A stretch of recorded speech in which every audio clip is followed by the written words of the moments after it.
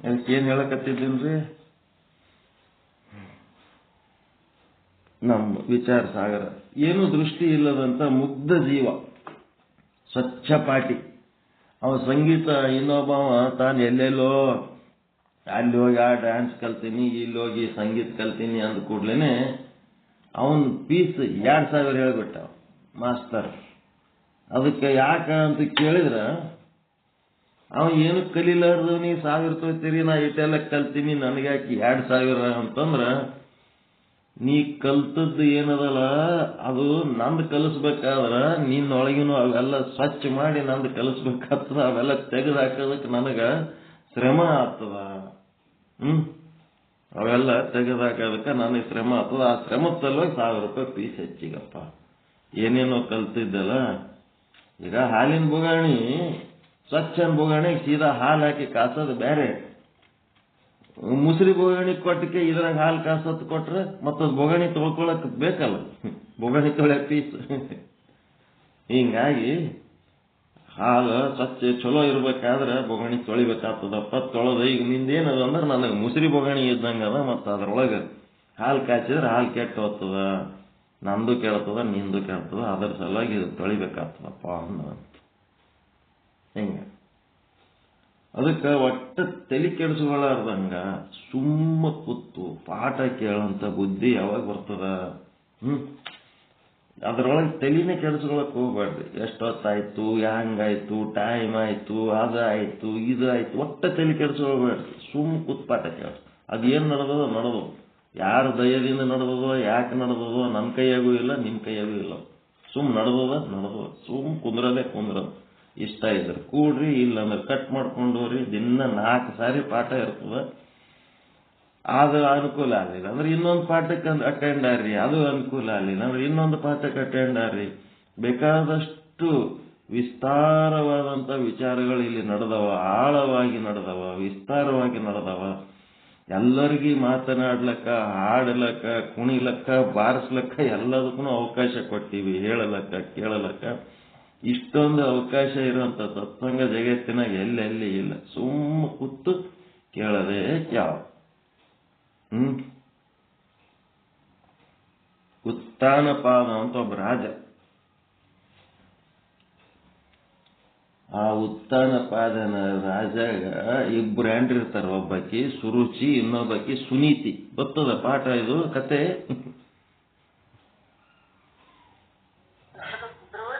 ಧ್ರುವಂದ ಕತ್ತಿ. 2 ಇರ್ತಾರ. ಸುರುಚಿ ಚಿಕ್ಕಮ್ಮ, ಸುನೀತಿ ದೊಡ್ಡಮ್ಮ. ಆದ್ರ ರಾಜಾಗ ಸಣ್ಣ ರಾಣಿ ಮೇಲೆ ಮೋಹ ಜಾಸ್ತಿ ಇದ್ದದಕ್ಕೆ ಆಕಿನ್ನೇ ಸಣ್ಣಕ್ಕಿಗೆ ಪಟ್ಟದ ರಾಣಿ ಮಾಡಿರ್ತಾರ. ಸಣ್ಣಕ್ಕಿ ಬುದ್ಧಿ ಸಣ್ಣದೇ ಇರ್ತದ, ದೊಡ್ಡಕ್ಕಿ ಬುದ್ಧಿ ದೊಡ್ಡದಿರ್ತದ.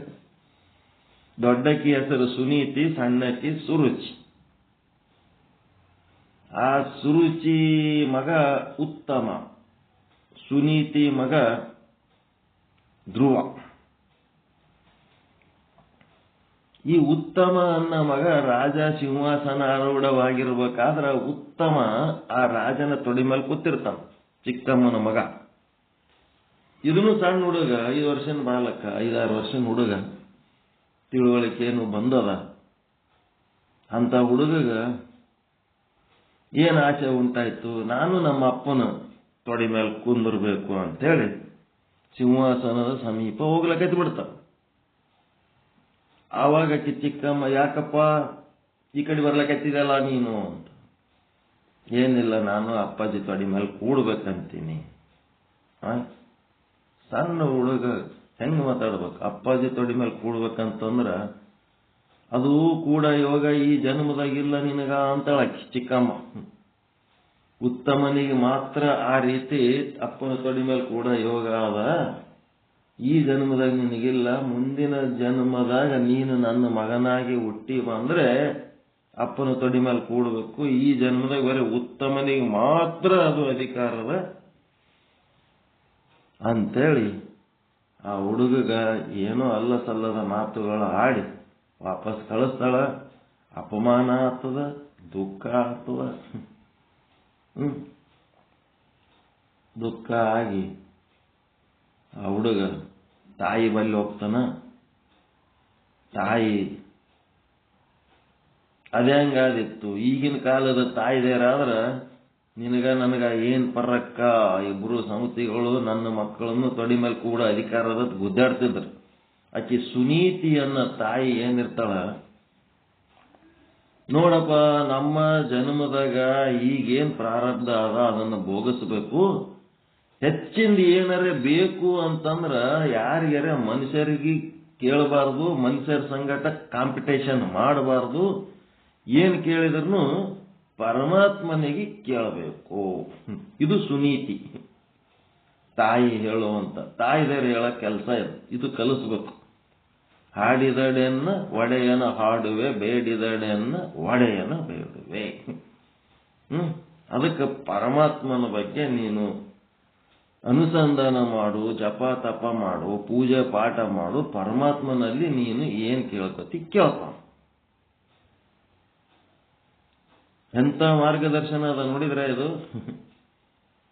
ತಾಯಿಯಾದಕ್ಕೆ ಮಕ್ಕಳಿಗೆ ನೀಡಬೇಕಾದ ಮಾರ್ಗದರ್ಶನ ಪರಮಾತ್ಮನ ಜೊತೆಗೆ ಅನುಸಂಧಾನ ಮಾಡೋದ ಕಲಿಸಿ, ಏನಿದ್ದದನ್ನ ಸಮಾಧಾನದಿಂದ ಭೋಗಿಸಿ, ಏನು ಬೇಕು ಅದು ಪರಮಾತ್ಮನಿಗೆ ಮಾತ್ರ ಕೇಳು, ಉಳಿದ ಮನುಷ್ಯರ ಸಂಗಟಕ್ಕೆ ಉದ್ದಾಡ್ಲಕ್ಕೆ ಹೋಗಬೇಡ ಅಂತ ಹೇಳ್ತಾರೆ.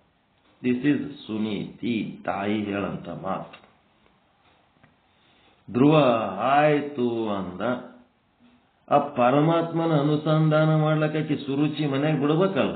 ಮಲ್ಲತಾಯಿ ಕುಂತಲ್ಲಿ ನಿಂತಲ್ಲಿ ಅದು ತಪ್ಪ ಇದು ತಪ್ಪ ಎಲ್ಲ ಅವನಿಗೆ ಕುಂತರು ಕಾಟ ನಿಂತರು ಕಾಟ. ಅದು 5-6 ವರ್ಷನೊಳಗ ಆ ಮನೆಯಾಗ ಯಾಕರೆ ಹುಟ್ಟಿ ನನ್ನಂಗೆ ಮಾಡಿಟ್ಟು ಬಿಟ್ಟಿರ್ತಾಳಕಿ ತಾಯಿ. ಹಿಂಗಾಗಿ ಮನೆಯೊಳಗೆ ಇಲ್ಲೇನು ಅನುಕೂಲ ಇಲ್ಲ, ಕಾಡಿಗೆ ಹೋಗ್ತೀನಿ ಅಂತ ಕಾಡಿಗೆ ಹೋಗ್ತಾನೆ.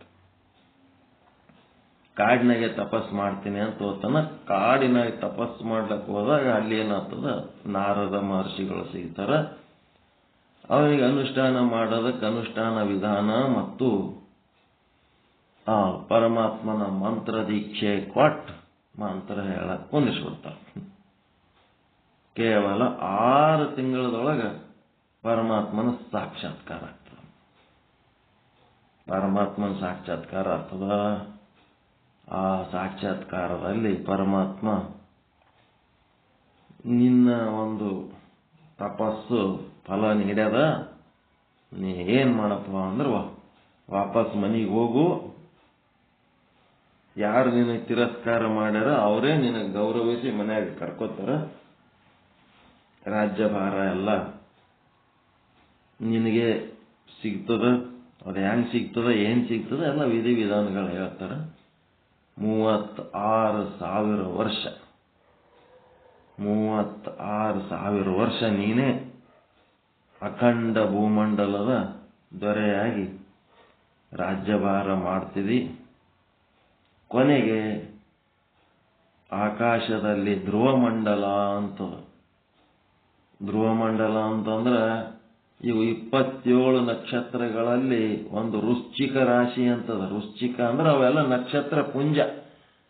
ಆ ಚೋಳಿನ ಗತ್ಲೆ ಮ್ಯಾಲ ಆಕಾಶದಾಗ ನೋಡಿದ್ರಿ ಅಂತಂದ್ರ ಒಂದು ಚೇಳಿನ ಗತ್ಲೆ ಎಲ್ಲಾ ನಕ್ಷತ್ರಗಳು ಸೇರಿ ಒಂದು ನಕ್ಷತ್ರದ ಆಕಾರ, ಆ ಚೋಳಿನ ಆಕಾರ ಅದಾವ. ಎಲ್ಲ ನಕ್ಷತ್ರಗಳು ಕೂಡಿಸಿದ ಒಂದು ಚಿತ್ರ ಅದಾವ ಆಕಾಶದಾಗ, ನಕ್ಷತ್ರ ಪುಂಜ. ಅದು ಚೇಳಿನ ಗತ್ಲೆ ಅದ. ಚೇಳಿನ ಮೇಲೆ ತುದಿ ಕೊಂಡಿ ಇರ್ತದಲ್ಲ, ಕೊಂಡಿ ತುದಿ ಒಳಗ ಧ್ರುವನ ಒಂದು ಆವಾಸದ, ಅವನ ರಾಜ್ಯಭಾರ ಅಲ್ಲಿ. ಅಂಥದೊಂದು ಬಹಳ ದೊಡ್ಡ ವೈಭವಯುತವಾದಂತ ಒಂದು ವಿಚಾರ. ಇಲ್ಲಿ ಏನು ನಾ ಹೇಳ್ಬೇಕಂತೀನಿ, ವಿಚಾರ ಸಾಗರ ಹೇಳಕ್ ಬಿಟ್ಟಿದೆ. ಯಾಕೆ ಹೇಳಕತ್ತೀನಿ ಅಂತಂದ್ರ, ಈ ಧ್ರುವನಗತ್ಲೆ ಮನಿ ಬಿಟ್ಟು ಕಾಡಿಗೆ ಹೋಗೋ ಪ್ರಸಂಗ ಅಂತೂ ನಿಮಗೆ ಬಂದದೇನು? ಸುಮ್ಮನೆ ಕೂತು ಪಾಠ ಕೇಳೋದು ಅಷ್ಟೇ. ಎಲ್ಲರ ಕಾಡಿಗೆ ಅರಣ್ಯಕ್ಕೆ ಹೋಗೋ ಪ್ರಸಂಗ ಬಂದದೇನು? ಸುಮ್ಮನೆ ಸಹಜವಾಗಿ ನಿಮ್ಮ ಎಲ್ಲ ಕೆಲಸಗಳು ಮಾಡ್ಕೋತ ಸಹಜವಾಗಿ ಪಾಠ ಕೇಳಂತ ಒಂದು ಪ್ರಸಂಗ ಬಂತು. ಇಂಥದ್ರಾಗ ಆರಾಮ್ ನೀವೇನ್ ಮಾಡ್ತೀವಿ, ಮನ್ಯಾಗ ಮೊಮ್ಮಕ್ಕಳಿದ್ರೆ ಕೂಸುಗಳಿಗೆ ಎತ್ಕೊಂಡು ಕೂತು ಸಹಿತ ಕೇಳಬಹುದು. ಹೇಳೋದಿತ್ತಂತಂದ್ರ ಸ್ವಲ್ಪ ಪಕ್ಕದವ್ರಿಗೆ ಕೊಟ್ಟು ಒಂದು 10-15 ನಿಮಿಷ ಹೇಳ್ಬೋದು. ಉಳಿದದ್ದೆಲ್ಲ ಊಟ ನಾಷ್ಟ ಎಲ್ಲ ಮಾಡ್ಕೋತ ಸುಮ್ ಕೇಳೋದಷ್ಟೇ, ಶ್ರವಣ ಮಾಡೋದು. ಇಂಥ ಒಂದು ಅವಕಾಶದೊಳಗೆ ನಿಮ್ಮ ಬುದ್ಧಿ ನಿಮ್ಮ ತಲೆ ಏನು ಕೆಡಿಸ್ಕೊಳ್ಳಾರ್ದಂಗೆ ಸುಮ್ಮ ಕೇಳ್ಕೋತೋರಿ. ಅದು ನಿಮ್ಗೆ ಎಲ್ಲಿ ಒಯ್ದು ಮುಟ್ಟಿಸ್ತದ, ಅದು ಮುಂದೆ ಇದರ ಲಾಭ ನಿಮಗೆ ಗೊತ್ತಾಗ್ತದೆ. ಈ ಪಾಠಗಳು ನಡೆದಾಗ ನಿಮಗೆ ಏನಾದ್ರು ಅನನುಕೂಲಗಳು ತ್ರಾಸುಗಳು ಏನೇನಾಗ್ಯಾವ ಅವೆಲ್ಲ ತಪಸ್ಸಿನಾಗ ಬರ್ತಾವ.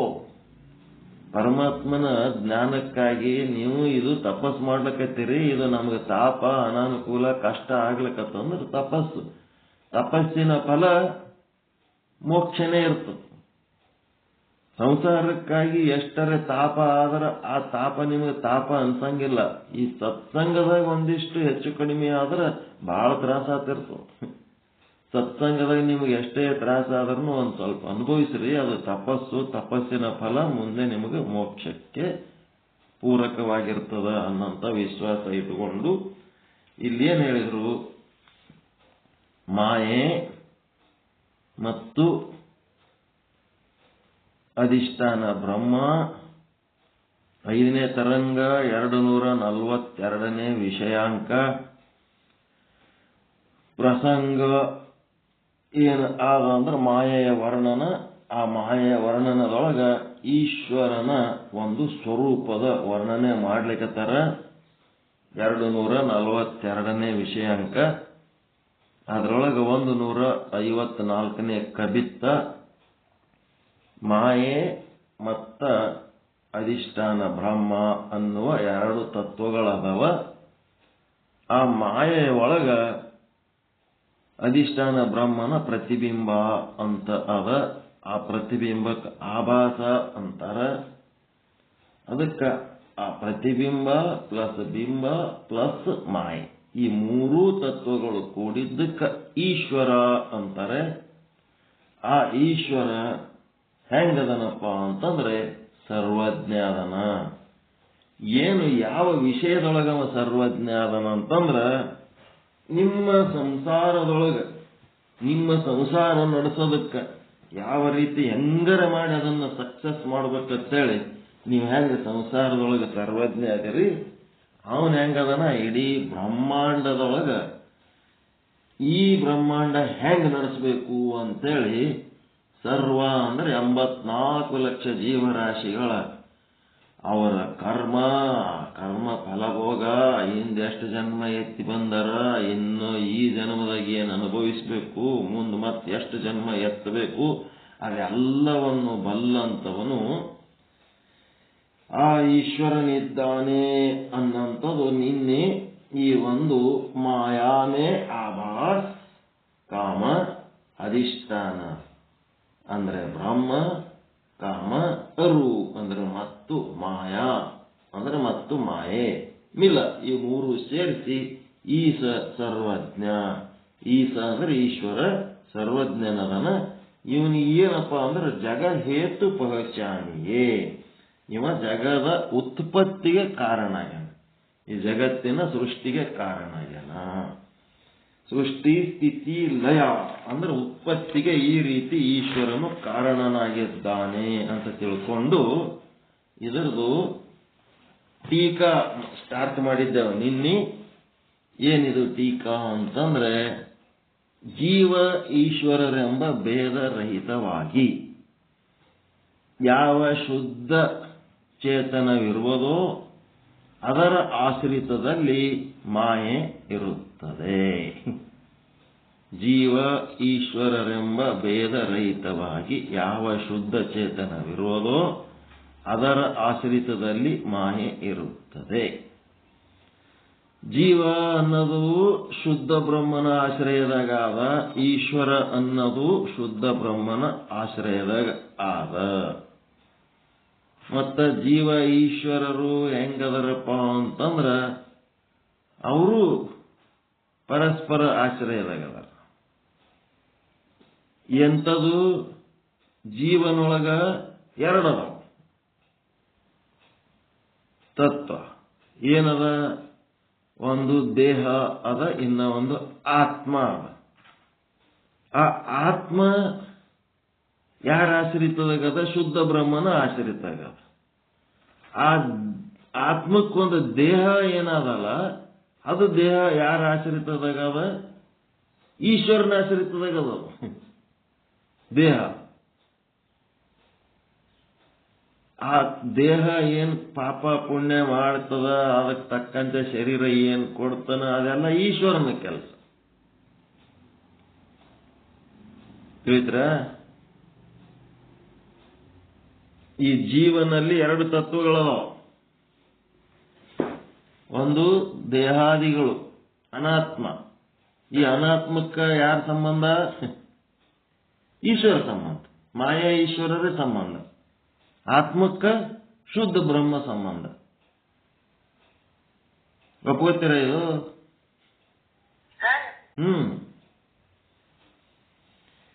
ಈಗ ನೋಡ್ರಿ ಹೆಂಗದಂದ್ರೆ, ನೀವು ಕೊಳ್ಳಾಗೊಂದು ಚೈನ್ ಹಾಕೊಂಡಿರಿ, ಆ ಚೈನಿಗೊಂದು ಲಾಕೆಟ್ ಹತ್ತಿರ್ತದ, ಪದಕ ಹಾಕೊಂಡಿರ್ತೀರಿ, ಚೈನಿಗೊಂದು ಪದಕ ಹಾಕಿರ್ತೀರಿ. ಆ ಲಾಕೆಟ್ ಅಥವಾ ಪದಕ ಯಾವುದನ್ನು ಹಿಡ್ಕೊಂಡದದು? ಚೈನಿಗೆ ಹಿಡ್ಕೊಂಡದ. ಅದು ಚೈನ ಈಶ್ವರ ಅಂತ ತಿಳ್ಕೊಳ್ರಿ, ಅದು ಪದಕ ಜೀವ ಅಂತ ತಿಳ್ಕೊಳ್ರಿ. ಇದೇನದ? ಹಿಂಗದ. ಅದು ಬೇಕಿದ್ದಾಗ ಅದ್ರಾಗ ಸೇರಿಸ್ಬೋದು, ಬ್ಯಾಡ ಅಂದ್ರೆ ಅದು ಪದಕ ಕಡಿಗೆ ಮಾಡ್ಬೋದು. ಆದ್ರ ಆ ಪದಕ ಎಲ್ಲಾಕ ಹೋಗಲಕ್ಕ, ಚೈನ್ ಎಲ್ಲಾಕ ಹೋಗಲಕ್ಕ, ಅವೆರಡಕ್ಕೂ ಆಧಾರ ಆಗಿದ್ದೆವದು ಬಂಗಾರ. ಬಂಗಾರದ ಆಧಾರದಾಗದ ಅದು. ಚೈನನು ಬಂಗಾರದ ಆಧಾರದಾಗದ, ಪದಕನು ಬಂಗಾರದ ಆಧಾರದಾಗದ.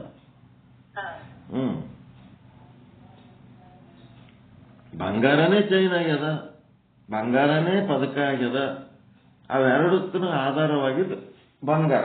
ಆ ಬಂಗಾರ ಅಂತೇನು ಕಾಮನ್ ಅದ. ಜೀವ ಮತ್ತು ಈಶ್ವರರ ಸಂಬಂಧ ಹೆಂಗದಂದ್ರ ಆ ಪದಕ ಮತ್ತು ಚೈನಿನ ಸಂಬಂಧ ಇದ್ದಂಗ. ಮತ್ತ ಜೀವ ಈಶ್ವರರ ಮೂಲ ವಸ್ತು ಯಾವದಪ್ಪ ಅಂದ್ರೆ ಬಂಗಾರ. ಆ ಬಂಗಾರದಾಗ ಭೇದ ಇಲ್ಲ. ಚೈನಾದ ಬಂಗಾರ ಬೇರೆ, ಪದಕಾದ ಬಂಗಾರ ಬೇರೆ. ಅಲ್ಲಿ ಎರಡು ಬಂಗಾರ ಒಂದೇ ಬಂಗಾರಲಿಂತ ಅಲ್ಲಿ ಎರಡಾಗ್ಯದ. ಹಂಗ ಜೀವ ಈಶ್ವರರ ಭೇದ ರಹಿತವಾಗಿ ಯಾವ ಶುದ್ಧ ಚೇತನವಿರುತ್ತದೆಯೋ ಅದರ ಆಶ್ರಿತದಲ್ಲಿ ಮಾಯೆ ಇರುತ್ತದೆ. ಅದೇನು ಜೀವನಲ್ಲೇ ಇರಬೇಕು, ಈಶ್ವರನಲ್ಲಿ ಇರಬಾರ್ದು, ಈಶ್ವರನಲ್ಲಿರ್ಬೇಕು, ಜೀವನಲ್ಲಿರ್ಬೇಕಂತೇನಿಲ್ಲ. ಎರಡೂದ್ರೊಳಗೂ ಅದು ಮಾಯೆ ಇರ್ತದೆ. ಎಲ್ಲ ಕಡೆನೂ ಅದು ಮಾಯೆ ಇರ್ತದೆ. ಆ ಮಾಯೆಯು ಅನಾದಿ ಅಂದ್ರೆ ಆದಿರಹಿತವಾಗಿರುತ್ತದೆ. ಉತ್ಪತ್ತಿಗೆ ಆದಿ ಎಂಬ ಹೆಸರು ಇರುತ್ತದೆ, ಉತ್ಪತ್ತಿ ರಹಿತವಾಗಿರುತ್ತದೆ. ಇದೇನು ವಿಶೇಷ ಹೇಳೋದು ಬೇಕಾಗಿಲ್ಲ. ಆದಿ ಇಲ್ಲದ್ದು ಅನಾದಿ ಅಂದ್ರೆ ಉತ್ಪತ್ತಿ ರಹಿತ. ಅದು ಯಾವಾಗ ಬತ್ತು, ಎಲ್ಲಿ ಬತ್ತು, ಹ್ಯಾಂಗ್ ಬತ್ತು ಅಂತೇಳಿ ಏನು ಪ್ರಶ್ನೆ ಮಾಡ್ಲಿಕ್ಕೆ ಬರಂಗಿಲ್ಲ. ಮಾಯೆ, ಅಜ್ಞಾನ ಇವೆಲ್ಲ ಏನದವ, ಯಾವಾಗ ಅಂತ ಕೇಳಿದ್ರೆ ಅದಕ್ಕೆ ಆದಿ ಇಲ್ಲದ್ದು, ಅದು ಸಿಗಂಗೆ ಇಲ್ಲ.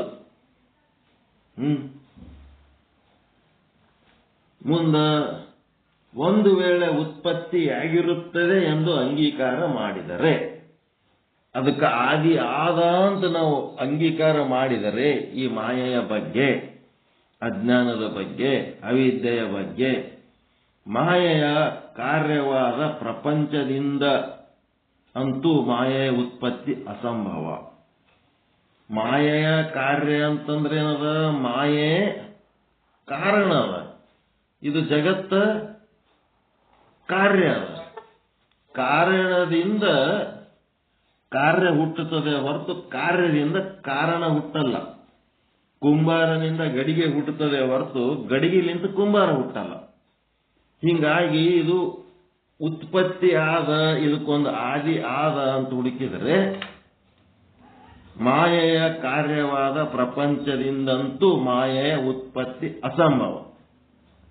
ಏಕೆಂದರೆ ತಂದೆಯು ಪುತ್ರನಿಂದ ಉತ್ಪತ್ತಿಯಾಗುತ್ತಾನೆ ಅಂದಂಗಾಗ್ತದಿದು. ಇದು ಅಸಂಭವ. ಪುತ್ರ ತಂದೆಯಿಂದ ಉತ್ಪತ್ತಿ ಆಗ್ತಾನೆ ಹೊರತು ತಂದೆಯು ಪುತ್ರನಿಂದ ಉತ್ಪತ್ತಿ ಆಗದ ಅಸಂಭವ.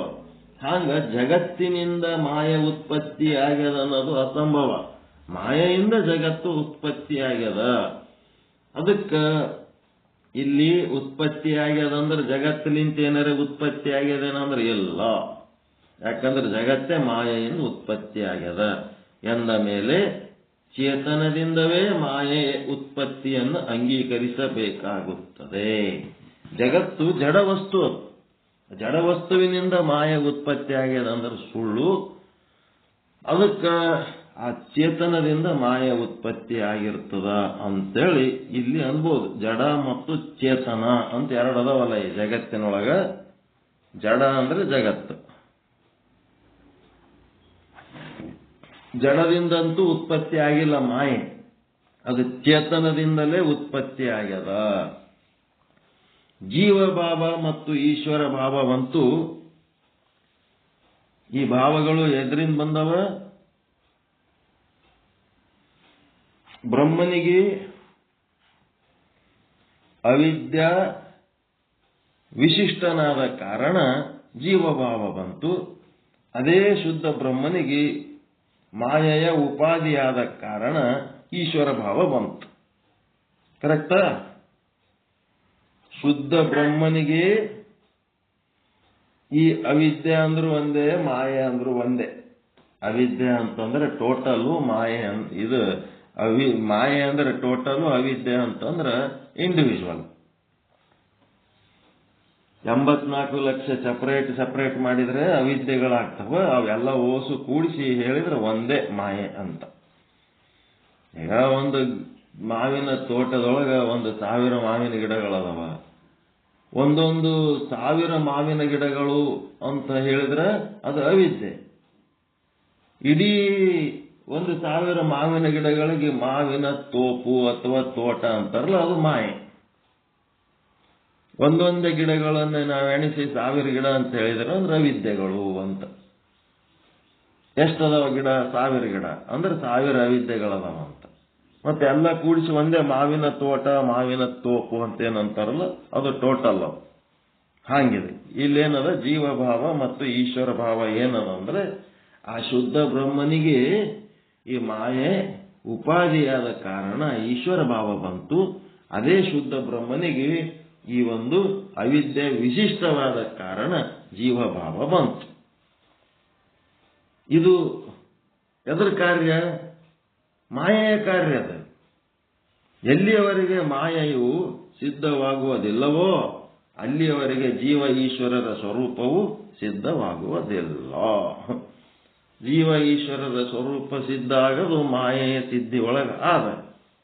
ಆದ್ದರಿಂದ ಜೀವ ಚೇತನದಿಂದಾಗಲಿ ಅಥವಾ ಈಶ್ವರ ಚೇತನದಿಂದಾಗಲಿ ಮಾಯೆಯ ಉತ್ಪತ್ತಿ ಹೇಳುವುದು ಅಸಂಭವ.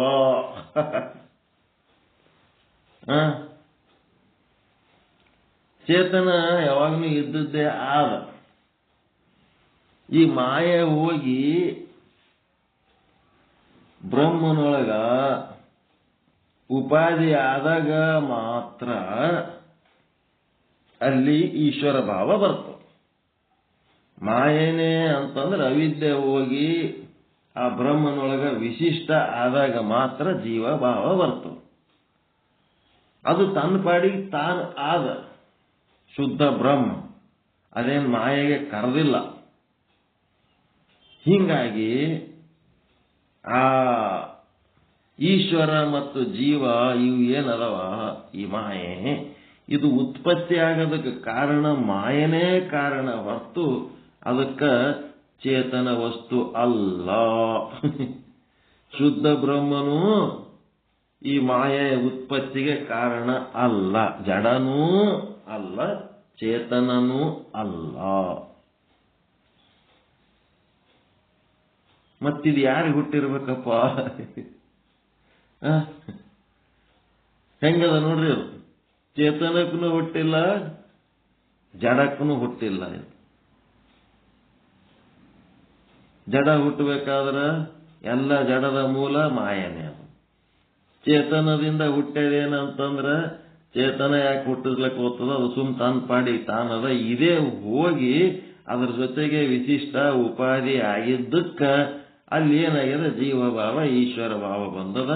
ಹೀಗಾಗಿ ಈಶ್ವರನಿಂದ ಇದು ಚೇತನದಿಂದ ಈ ಮಾಯೆ ಉತ್ಪತ್ತಿ ಆಗಿಲ್ಲ. ಮತ್ತಿನ್ನೇನು ಮಾಡೋದು?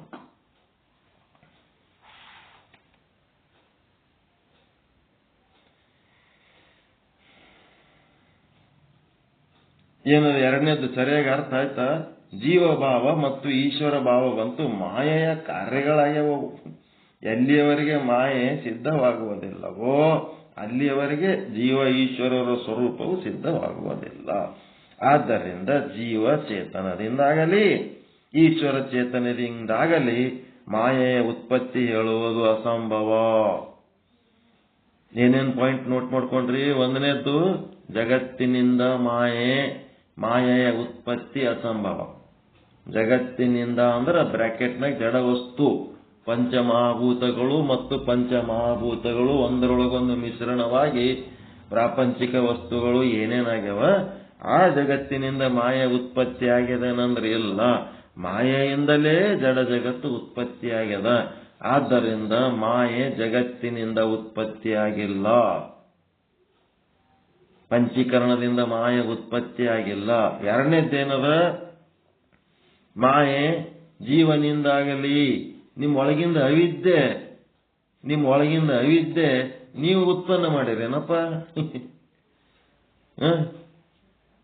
ನಿಮ್ಮ ಒಳಗಿಂದ ಅಜ್ಞಾನ ನೀವೇನಾರು ಉತ್ಪನ್ನ ಮಾಡಿರೇನು? ಕೂಟಸ್ಥ ಸ್ವರೂಪರೇ, ಶುದ್ಧ ಬ್ರಹ್ಮ ಸ್ವರೂಪರೇ. ಕುದುರಿ ಕತ್ತಿನ ಕಡಿಲಕ್ಕೆ ಕೂತದ್ರಿ? ಕುದುರಿ ಕತ್ತಿಗೆ ಕಡಿಲಕ್ಕೆ ಕೂತದ? ಕತ್ತಿ ಹಡಿಬೇಕತ್ತ ಏನಾರ ಅದಕ್ಕದ ಏನ? ಅಜ್ಞಾನ ಹಡಿಬೇಕನ್ನೋದು ಏನಾರ ಜ್ಞಾನಕ್ಕದ ಏನಲ್ಲಿ ಕೂಟಸ್ಥನಿಗೆ? ಏನಿಲ್ಲ. ನಾ ಕತ್ತಿ ಹಡಿಬೇಕತ್ತ ಯಾರು ಪ್ರಯತ್ನ ಮಾಡ್ತಾರೇನು? ಇಲ್ಲ. ಹಂಗ ಇಲ್ಲೇನದ? ಮಾಯೆ ಆ ಚೇತನ ಈಶ್ವರನ ಚೇತನನಿಂದಲ್ಲ, ಜೀವ ಚೇತನದಿಂದಲೂ ಮಾಯೆ ಹುಟ್ಟಿಲ್ಲ. ಜಗತ್ತಿನಿಂದ ಹುಟ್ಟಿಲ್ಲ, ಈಶ್ವರನಿಂದ ಮಾಯೆ ಹುಟ್ಟಿಲ್ಲ, ಮತ್ತೆ ಜೀವನಿಂದ ಅದರದೇ ಒಂದು ತುಕಡಿ ಅವಿದ್ಯೆ ಅದು ಹುಟ್ಟಿಲ್ಲ. ಆಯ್ತು, ಜೀವನಿಂದ ಹುಟ್ಟಿಲ್ಲ. ಇಲ್ಲಿರವೇ ಒಂದಿಷ್ಟದವ. ಏನದ? ಜಗತ್ತದ, ಜೀವ ಅದ, ಈಶ್ವರ ಅದ. ಏಸವ ತತ್ವ ಎಲ್ಲಿ? ಜಗತ್ತದ, ಜೀವ ಅದ, ಈಶ್ವರ ಅದ. ಮತ್ತೇನದ ಇಲ್ಲಿ? ಜೀವ ಜಗತ್ತು ಈಶ್ವರ ಆದ್ಮೇಲೆ ಇನ್ನೇನು ಉಳಿತು? ಇವೆಲ್ಲದಕ್ಕೂ ಆಧಾರವಾದವ ಯಾರು?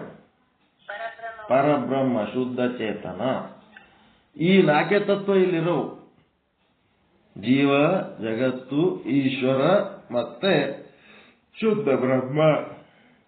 ಈಗ ಆ ಶುದ್ಧ ಚೇತನದಿಂದ ಮಾಯೆ ಉತ್ಪತ್ತಿ ಆಗ್ಯದೇನು ಅಂತ ಅದರ್ಲಿಂತ ಅದೇ ಹಡ್ದಿತ್ತಂದ್ರ ಅದರ್ಲಿಂತ ಉತ್ಪತ್ತಿ ಆಗಿತ್ತಂದ್ರೆ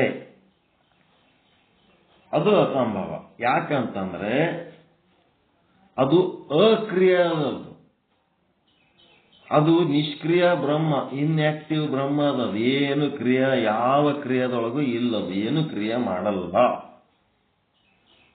ಮತ್ತೆ ಅಸಂಗ ಅಂತಂದ್ರ ಅದರ ಜೊತೆಗೂ ಅದು ಸಂಘದಲ್ಲಿ ಇಲ್ಲ. ಹೀಗಾಗಿ ಶುದ್ಧ ಬ್ರಹ್ಮ ಮಾಯೆಯ ಉತ್ಪತ್ತಿಗೆ ಜವಾಬ್ದಾರಿ ಇಲ್ಲ. ಜೀವರುಗಳು ಅವಿದ್ಯೆಯ ಉತ್ಪತ್ತಿಗೆ ಜವಾಬ್ದಾರಿ ಇಲ್ಲ. ಈಶ್ವರನು ಅವಿದ್ಯೆಯ ಉತ್ಪತ್ತಿಗೆ ಜವಾಬ್ದಾರಿ ಇಲ್ಲ. ಮತ್ತೆ ಜಡ ಜಗತ್ತು ಏನದಲ್ಲ ಅದನ್ನು ಅವಿದ್ಯೆಯ ಉತ್ಪತ್ತಿಗೆ ಅಥವಾ ಮಾಯೆಯ ಉತ್ಪತ್ತಿಗೆ ಜವಾಬ್ದಾರಿ ಅಲ್ಲ. ಶುದ್ಧ ಚೇತನದಿಂದ ಮಾಯೆಯು ಉತ್ಪತ್ತಿಯ ಅಂಗೀಕಾರ ಮಾಡಿದರೆ ಅದು ಅಸಂಗ, ಅಕ್ರಿಯವಾಗಿದೆ, ನಿರ್ವಿಕಾರವಾಗಿದೆ. ಒಂದು ವೇಳೆ ಮಾಯೆಯ ಉತ್ಪತ್ತಿಯನ್ನ ಶುದ್ಧ ಚೇತನದಿಂದ ಅಂತ ಅಂಗೀಕಾರ ಮಾಡಿದರೆ, ಒಂದು ವೇಳೆ ಮಾಯೆಯ ಉತ್ಪತ್ತಿಯನ್ನ ಶುದ್ಧ ಚೇತನದಿಂದ ಅಂತ ಅಂಗೀಕಾರ ಮಾಡಿದರೆ ಶುದ್ಧ ಚೇತನವು ಏನಾಗ್ತದ? ಮಾಯೆಯಿಂದ ಈಗ ಅದು ನಿರ್ವಿಕಾರ ಆಗಿದ್ದು ವಿಕಾರ ಆಗ್ತದ. ಈಗ ಒಬ್ಬಕ್ಕಿ ಹೆಣ್ಣು ಮಗಳದಾಳ, ಅಕ್ಕಿ ಏನದಾಳ, ಹೆಣ್ಣೆ ಅದಳ ಅಕ್ಕಿ. ಆ ಹೆಣ್ಣು ಒಂದು ಮಗುವನ್ನ ಹಡ್ದಳು ಅಂತಂದ್ರ ಅಕ್ಕಿ ಹೆಣ್ಣಂತ ಅನ್ನಕ್ ಬರಲ್ಲ, ಅಕ್ಕಿಗೆ ತಾಯಿ ಆಯ್ತಳಕ್ಕಿ. ವಿಕಾರ ಆದಳ ಇಲ್ರಿ, ಹೆಣ್ಣೆ ವಿಕಾರ ಆಗಿ ತಾಯಿ ಆದಳ ಇಲ್ಲ. ಹಂಗ ಇವ ಬ್ರಹ್ಮ ಏನರೇ ಈ ಮಾಯೆಯನ್ನ ಹಡದ್ರ ಮಾಯೆಯ ತಂದೆ ಆಗ್ಬಿಡ್ತಾನೋ, ತಂದೆನೋ ತಾಯಿನೋ ಏನಾಗ್ಬಿಡ್ತಾನೋ, ಜನಕ ಆತನೋ, ವಿಕಾರ ಆತನೋ, ಜನನಿ ಜನಕ ಆತನೋ ಮಾಯೆದು. ಹಿಂಗಾಗಿ ಅವ ಏನು ಮಾಡೇ ಇಲ್ಲ. ಅವನಿಗೆ ಯಾಕೆ ನಮ್ದು ಅಪವಾದ ಕೊಡ್ಬೇಕಿದು ಹುಟ್ಟ್ಯದ ಅಂತ ಹೇಳಿ. ಅದ ಶುದ್ಧ ಚೇತನವು ವಿಕಾರಿಯಾಗುತ್ತದೆ. ಮೋಕ್ಷದ ಸ್ಥಿತಿಯಲ್ಲಿ ಮಾಯೆಯು ಪುನಃ ಹುಟ್ಟುವುದು. ಅದರಿಂದ ಮೋಕ್ಷದ ನಿಮಿತ್ತವಾಗಿ ಹೇಳಿದ ಸಾಧನಗಳು ನಿಷ್ಫಲವಾಗುತ್ತವೆ. ಮೋಕ್ಷದ ಸ್ಥಿತಿಯಲ್ಲಿ ಏನಾಗ್ತದಪ್ಪ ಅಂತಂದ್ರೆ, ನಾವು ಕೊನೆಗೆ ಪರಮಾತ್ಮನನ್ನ ಪಡಿಬೇಕಂತೀವಲ್ಲ, ಆ ಪರಮಾತ್ಮನನ್ನ ಪಡಿಬೇಕಂದ ಹೊತ್ನಾಗ ಪರಮಾತ್ಮ ತಾ ಹಡದ ಕೂಸನ್ನ ಬಾಗಲಾಗಿಟ್ಕೊಂಡು ಬಂದನಂದ್ರೆ ಏನ್ ಮಾಡ್ತೀರಿ? ಮಾಯೆ ಅಂದ್ರೆ ಅದರ ಸಮೇತ ಬರ್ತಾನಲ್ಲ. ನೀವು ಶುದ್ಧ ಬ್ರಹ್ಮನನ್ನು ಪಡ್ಕೋಬೇಕಂತೀರಿ, ಮಾಯಾ ಸಮೇತವಾದ ಬ್ರಹ್ಮನನ್ನು ಪಡ್ಕೋಬೇಕಂತೀರಿ? ಶುದ್ಧ ಬ್ರಹ್ಮ ಬೇಕಂತೀರಿ. ಅವನಿಗೇನಾರ ನೀವು ಪಡ್ಕೋಬೇಕಂತ ಮೋಕ್ಷದಾಗ ಹೋದ್ರಿ ಅಂತಂದ್ರ, ಅವ ಮಾಯಾ ಸಮೀಪ ಬಂದ ಅಂತಂದ್ರ ಏನಾಗ್ತದ? ಕೊನೆಗೆ ನೀವು ಮೋಕ್ಷದ ಪರಿಸ್ಥಿತಿ ಒಳಗೂ ನೀವು ಮಾಯೆಯನ್ನು ಅಂಗೀಕರಿಸಬೇಕಾಗ್ತದೆ. ಯಾಕಂದ್ರೆ ಅವ ಮಾಯೆಯ ತಂದೆ ಅದನ. ಹಿಂಗಾಗಿ ಆ ಶುದ್ಧ ಬ್ರಹ್ಮನಿಗೂ ಮಾಯೆಗೂ ಸಂಬಂಧ ಇರ್ಲಾರ್ದಂಗ ಡಿಲಿಂಕ್ ಮಾಡ್ಬೇಕು ನಾವು.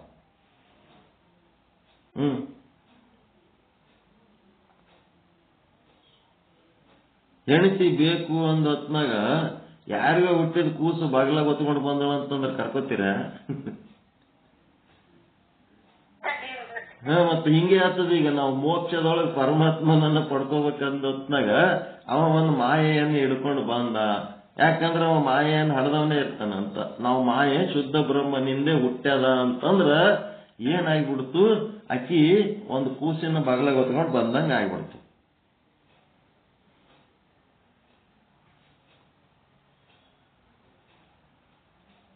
ಇದು ಸಮಸ್ಯೆ ಅದ ನೋಡ್ರಿ.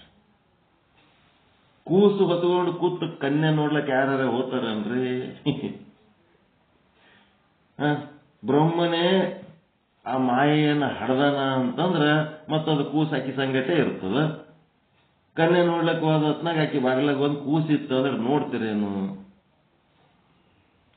ಶುದ್ಧ ಇರ್ಬೇಕಿಲ್ಲ? ಕನ್ಯೆ ಅಂದ್ರೆ ಶುದ್ಧ ಇರ್ಬೇಕಿಲ್ಲ? ಹಂಗ ಬ್ರಹ್ಮ ಶುದ್ಧ ಅದನ, ಅಕ್ರಿಯ ಅದನ.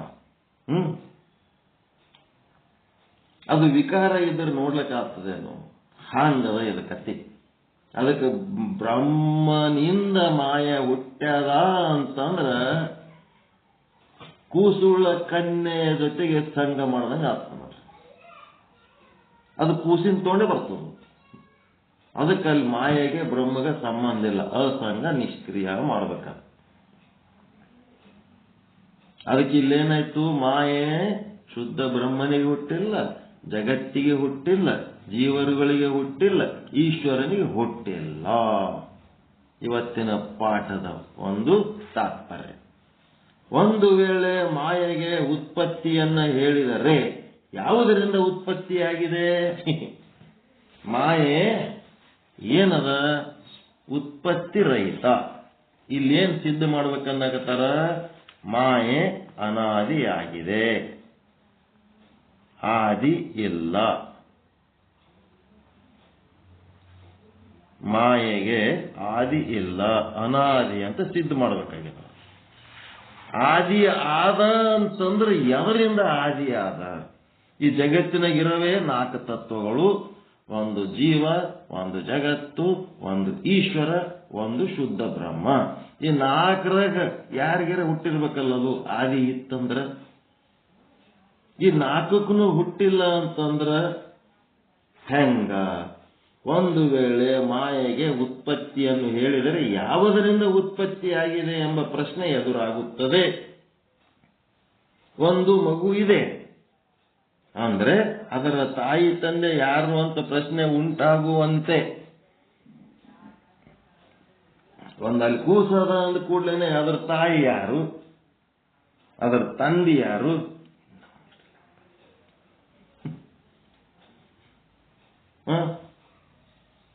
ಹೆಂಗ?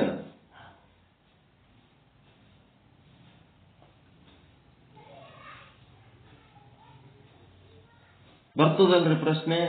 ಒಂದು ಕೂಸದ ಅಂದ್ರೆ ಒಂದು ತಾಯಿ ಯಾರು, ತಂದೆ ಯಾರು? ಒಂದು ವೇಳೆ ಮಾಯೆಗೆ ಉತ್ಪತ್ತಿ ಅಂಗೀಕಾರ ಮಾಡಿದರೆ ಮಾಯೆಯ ಕಾರ್ಯವಾದ ಪ್ರಪಂಚದಿಂದ ಮಾಯೆಯ ಉತ್ಪತ್ತಿಯು ಸಂಭವಿಸುವುದಿಲ್ಲ. ಏಕೆಂದರೆ ಮಾಯೆಯಿಂದಲೇ ಸರ್ವ ಪ್ರಪಂಚ ಉತ್ಪತ್ತಿಯಾಗಿದೆ. ಪುತ್ರನಿಂದ ತಂದೆಯ ಉತ್ಪತ್ತಿ ಅಸಂಭವ. ಪ್ರಪಂಚ, ಈ ಜಗತ್ತು ಅಂದ್ರೆ ಆ ಮಾಯೆಯ ಮಗ ಇದ್ದ ಹಾಗೆ, ಮಾಯೆಯು ತಂದೆ ಇದ್ದ ಹಾಗೆ.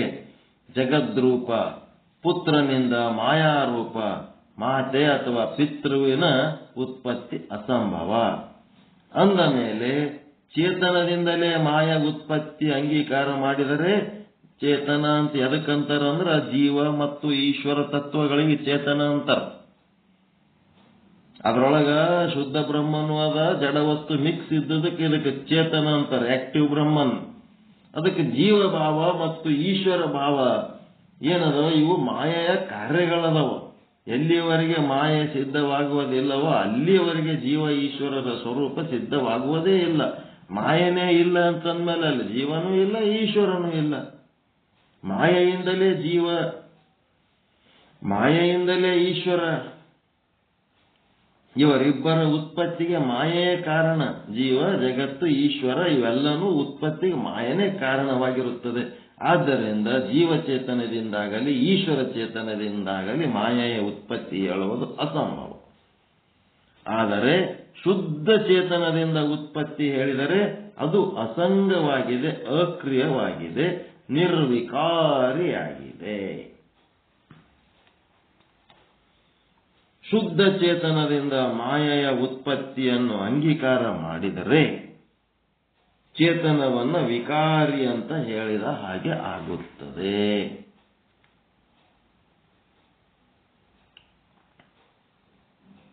ಮತ್ತು ಶುದ್ಧ ಚೇತನದಲ್ಲಿ ಮಾಯೆಯ ಉತ್ಪತ್ತಿ ಅಂಗೀಕರಿಸಿದರೆ ಶುದ್ಧ ಚೇತನದ ಒಳಗೆ ಅದ ಅಂತಂದ್ರೆ ಏನಾಗ್ಬಿಡ್ತದ? ನೀವು ಮೋಕ್ಷದ ಸ್ಥಿತಿಯಲ್ಲಿ ಶುದ್ಧ ಬ್ರಹ್ಮ ಸ್ವರೂಪ ಪಡೆದುಕೊಳ್ಳುವಾಗ ಅದರ ಜೊತೆಗೆ ಆ ಮಾಯೆ ಕೂಡ ಬಂದ್ಬಿಡ್ತದೆ. ಅದರ ಸಂಗಟೆ ಆದ ಅಂತಂದ್ರೆ ಮೋಕ್ಷದ ಸ್ಥಿತಿಯಲ್ಲಿ ಶುದ್ಧ ಚೇತನ ಸ್ವರೂಪ ಸ್ಥಿತಿಯಲ್ಲಿ ಪುನಃ ಮಾಯೆ ಹುಟ್ಟುತ್ತದೆ ಎಂದು ಹೇಳಿದ ಹಾಗೆ ಆಗುತ್ತದೆ. ಮಾಯೆ ಎನ್ನುವ ಅಜ್ಞಾನ ಕಳ್ಕೊಳ್ಳೋದಕ್ಕೆ ನಾವು ಮೋಕ್ಷ ಸಾಧನೆ ಮಾಡಿ ಮತ್ತೆ ಕೊನೆಗೆ ಶುದ್ಧ ಬ್ರಹ್ಮ ಸ್ವರೂಪದೊಳಗೆ ಮಾಯೆ ಆದ ಅಂತೇಳಿ ಕಡೆಗೆ ಮತ್ತೆ ಕೊನೆಗೆ ಆ ಮಾಯೆಯ ಸ್ವರೂಪವನ್ನೇ ಮತ್ತೆ ನಾವು ಒಪ್ಪಿಕೊಂಡಂಗಾಗ್ತದೆ. ಯಾವ ರೇಟಿಗೆ ಖರೀದಿ ಮಾಡಿವಿ ಅದೇ ರೇಟಿಗೆ ಮಾರಿದಂಗೆ ಆಗ್ತದೆ. ಆದ್ದರಿಂದ ಮೋಕ್ಷದ ನಿಮಿತ್ತವಾಗಿ ಹೇಳಿದ ಸಾಧನೆಗಳೆಲ್ಲ ನಿಷ್ಫಲವಾಗುತ್ತವೆ.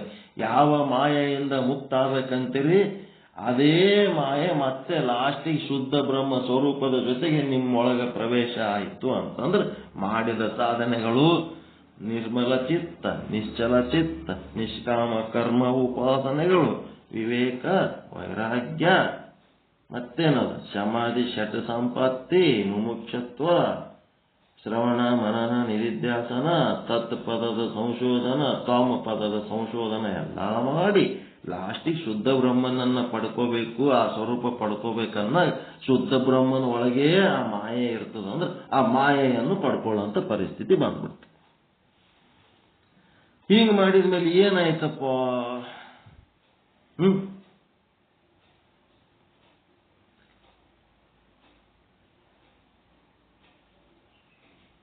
ಒಬ್ಬರು ನಮ್ಮ ಪರಿಚಯದಾಗ ಏನಾಗೈತಪ್ಪ, ಕೆಲವೊಂದು ಹಿಂಗೆ ಆತಿರ್ತಾವ, ಏನ್ ಮಾಡಕ್ಕಾಗಲ್ಲ. ಪರಿಚಯದಾಗ ಏನಾಯ್ತು,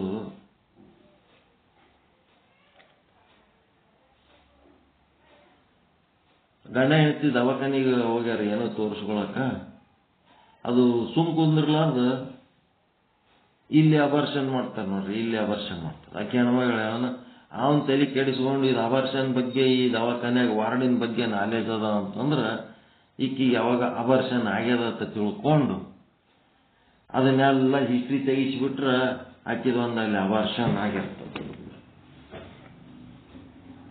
ಅಬಾರ್ಷನ್ ಆದ್ಮೇಲೆ ಆಕಿ ಹಂಗದಳ ಹಿಂಗದಳ ಬಂದು ಬಳಗದವ ಎಲ್ಲ ಕೂಡಿಸಿ ಆಕಿನ್ನ ಬಿಟ್ಬಿಟ್ರು ಎಲ್ಲರೂ ಕೂಡಿ. ಮತ್ತು ಬಿಟ್ಟ ಮೇಲೆ ಏನು ಮಾಡ್ಬೇಕು ಆಕಿ? ಮೊದಲು ಯಾವನ್ಲಿಂತ ಅಬಾರ್ಷನ್ ಆಗಿತ್ತು ಅವನ ಬಲ್ಲ ಅಲ್ಲೊಂದೆರಡು ಮಕ್ಕಳು ಹಡ್ದವು. ಮತ್ತೇನು ಮಾಡ್ಬೇಕು ಆಕಿ ಜೀವನಕ್ಕೆ? ಮುಂದೆ ಇವನಿಗೆ ಆಕಿನೇ ಬೇಕಾಯ್ತು. ಅವಾಗ ಏನಾಯ್ತು? ಮತ್ತಾಕಿಗೆ ಸಲುವಾಗಿ ಪ್ರಯತ್ನ ಮಾಡ್ಲಕ್ಕಂತ ಪ್ರಯತ್ನ ಮಾಡಿ ಇವ ಹೋಗಿ ಒಂದೆರಡು ಮಕ್ಕಳು ಆಡೋ. ಏನಾಯ್ತು? ಮಾಡಿದ ಸಾಧನೆ ವೇಸ್ಟ್ ಆಯ್ತಾ ಇಲ್ಲ? ಶುದ್ಧೀಕರಣ ಮಾಡ್ಬೇಕಂತೇಳಿ ಹೋಗಿ ಎಲ್ಲ ಅಶುದ್ಧ ಆಗಿ ಶುದ್ಧ ಆಗಿ ಮತ್ತೆ ಅಶುದ್ಧ ಆಗಿ ಮೊದಲು ಏನಿತ್ತು ಅದಕ್ಕಿಂತ ಹತ್ತಾಯ್ತು. ಏನೇನ ಆಗಿ ಕಡೆಗೆ ಮತ್ತೆ ಈಗ ಏನಾಗ್ಯಾನ? ಕಾವಿ ಹಾಕೊಂಡು ಸಾಧು ಆಗ್ಯಾನ. ವ್ಯಭಿಚಾರಿ ಅಂತ ಕಟ್ಕೊಂಡು ಹೆಣ್ತಿಗೆ ಪಟ್ಟ ಕಟ್ಟಿ ಬಿಟ್ಟು ಮತ್ತ ವ್ಯಭಿಚಾರಿ ಮತ್ತಕ್ಕೆ ವ್ಯಭಿಚಾರ ಹಂಗೆ ಕಂಟಿನ್ಯೂ ಮಾಡಿದ ಮೇಲೂ ಇವ ಹೋಗಿ ಇನ್ನೊಂದೆರಡು ಮಕ್ಕಳು ಹಾಕಿದ್ರಾಗ ಹಡದು ಶುದ್ಧ ಹೋಗಿ ಅಶುದ್ಧವಾಗಿ ಶುದ್ಧಾಗಿ ಕಡೆಗೆ ಏನ್ ಮಾಡಿನೂ ಇಟ್ಟೆ ಅದ ಇದು ಹಣೆ ಬರತ್ತ ಹೇಳಿ ಏನಾದ ಕಾವಿ ಹಾಕೊಂಡು ಸಾಧು ಆಗಿಬಿಟ್ಟ. ಮಾಯೆಯ ಆಟಗಳಿವೆಲ್ಲ ವಿಚಿತ್ರ ಆಟಗಳು ನಾವು ನೋಡ್ತಿರ್ತೀವಿ, ಬಹಳ ವಿಚಿತ್ರ ಇರ್ತಾವ. ನೀವು ಏನ್ ನೋಡ್ತಿರೋ ಏನು ಜಗತ್ತು ನೋಡಿ ಇದೆಲ್ಲ ನಾವು ಏನ್ ನೋಡ್ತಿರ್ತೀವಿ ಅಂತಂದ್ರ ಆ ವ್ಯಕ್ತಿಯ ದೋಷ ನೋಡಂಗಿಲ್ಲ ನಾವು, ಅಲ್ಲಿ ಮಾಯೆಯ ಆಟ ನೋಡ್ತಿರ್ತೀವಿ. ಏನ್ ಆಟ ಅಪ್ಪ ಇದು ಮಾಯ ಅಂತ, ಏನ್ ವಿಚಿತ್ರ ಅದಲ್ಲಪ್ಪ ಇದು. ಎಲ್ಲ ವಿಚಿತ್ರ. ಹಾಗೆ ಇಲ್ಲಿ ಏನಪ್ಪ ಅಂತಂದ್ರೆ ಮಾಯೆ ಹೆಂಗದ? ಯಾವದಕ್ಕೂ ಹುಟ್ಟಿಲ್ಲ ಅಂತ ಅಂದ್ಮೇಲೆ ಅದಕ್ಕೆ ಏನಂತ ಡಿಸೈಡ್ ಮಾಡಿದ್ರು ಶಾಸ್ತ್ರೀಯವಾಗಿ?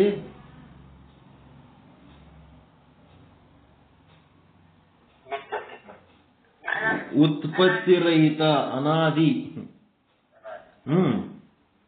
ಉತ್ಪತ್ತಿ ರಹಿತವಾಗ್ಯದ, ಅನಾದಿ ಆಗ್ಯದ. ಇದು ಯಾರು ಹುಟ್ಟ್ಯದ ಗೊತ್ತಾಗ್ಲಿಲ್ಲ ಅಂದ್ರೆ ಏನ್ ಮಾಡ್ಬೇಕು? ಅನಾದಿ ಅಂತ. ಅದನ್ನೇ ಅನಾದಿಗೆ ಅನಾಡಿ ಅಂತಾರೆ. ಮತ್ತೆ ನಾವು ಅದೆಲ್ಲದ ಅನಾಡಿ ಅಂತಾರೆ. ಯಾರಿಗೆ ಹುಟ್ಟ್ಯದತ್ ಗೊತ್ತಿರಲ್ಲ ಅದಕ್ಕೆ ಏನ್ ಮಾಡ್ಬೇಕು? ಅನಾಡಿನೇ ಅಂತಾರೆ ಅದಕ್ಕೆ.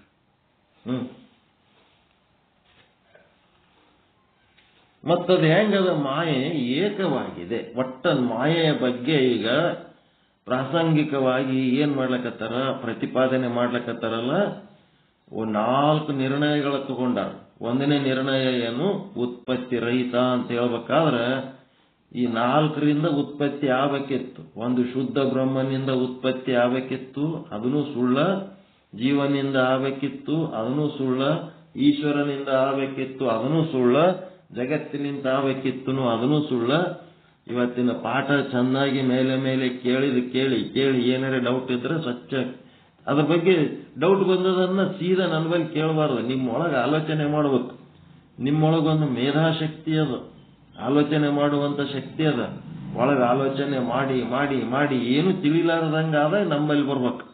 ನಿಮ್ಮೊಳಗೆ ಬೇಕಾದಷ್ಟು ದೊಡ್ಡ ಗುರು ಅದನ್ನು, ಆ ಗುರುವಿಗೆ ಕೇಳ್ಬೇಕು ನೀವು. ನಿಮ್ಮ ಅರಿವಿಗೆ ಕೇಳಿ ನಿಮ್ಮ ಗುರುವಿನಿಂದ ಪಡೆದುಕೊಂಡ ನಿರ್ಣಯಗಳೇ ನಿಮಗೆ ಶ್ರೇಷ್ಠ. ಹೊರಗಿನವ್ರು ಹೇಳಿದ್ದು ಎಷ್ಟರ ಮಟ್ಟಿಗೆ ಶ್ರೇಷ್ಠ ಇರ್ತಾವ. ಸ್ವಲ್ಪ ಹೊತ್ತಾಗೋಣ ಮತ್ತೊಂದು ಡೌಟ್ ಬರ್ತದೆ. ಆ ಡೌಟ್ ಕ್ಲಿಯರ್ ಮಾಡೋದ್ರಾಗೆ ಮತ್ತೊಂದು ಡೌಟ್ ಬರ್ತದೆ. ನಿಮ್ಮ ಒಳಗಿನ ಗುರುವಿಗೆ ಕೇಳಿದ್ರಿ ಅಂತಂದ್ರೆ ಎಲ್ಲಿ ಹೋಗೋದು ಬೇಡ, ಬರೋದು ಬೇಡ. ಒಳಗಿನ ಗುರು ಬೇಕಾದಂಗೆ ಎಲ್ಲ ಹೇಳಂತ ಗುರು ಅದನ್ನ, ಆ ಗುರುವಿಗೆ ಕೇಳಬೇಕು. ಅದಕ್ಕೆ ಇಲ್ಲೇನದ? 1ನೇದ್ದು ಮಾಯೆ ಉತ್ಪತ್ತಿ ರಹಿತವಾಗಿದೆ ಅಂದ್ರೆ ಅನಾದಿಯಾಗಿದೆ ಅನ್ನುವ ಒಂದು ಸಾಲು ಹೇಳೋದಕ್ಕ ಇಷ್ಟ ಆಯ್ತಿದು.